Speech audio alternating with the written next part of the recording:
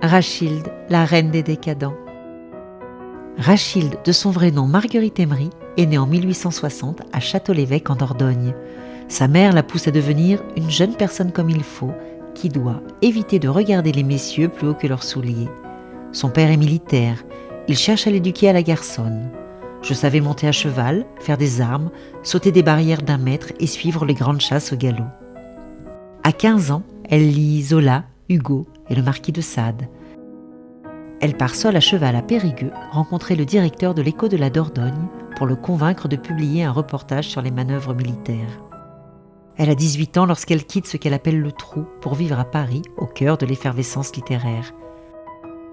Elle prend le pseudo de Rachilde, inspirée d'une séance de spiritisme. Rachilde serait le nom d'un gentilhomme suédois du XVIe siècle qui lui dicterait ses œuvres. En 1885, elle demande et obtient une permission de travestissement, l'autorisant à porter le pantalon.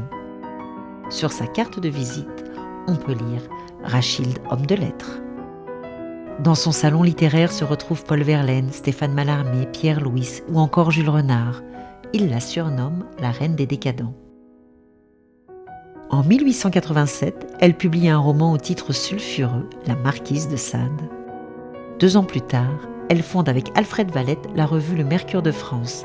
Ils y publient des écrivains novateurs et souvent controversés. Monsieur Vénus, son roman le plus célèbre, est d'abord censuré en France. Il est finalement publié en 1884 en Belgique, avant d'être interdit pour obscénité.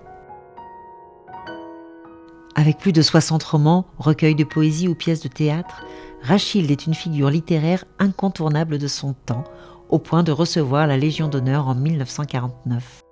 Cela ne l'empêche pas de mourir à 93 ans dans l'oubli. 70 ans plus tard, on redécouvre l'audace et la modernité de Rachilde, une femme de lettres décidément pionnière.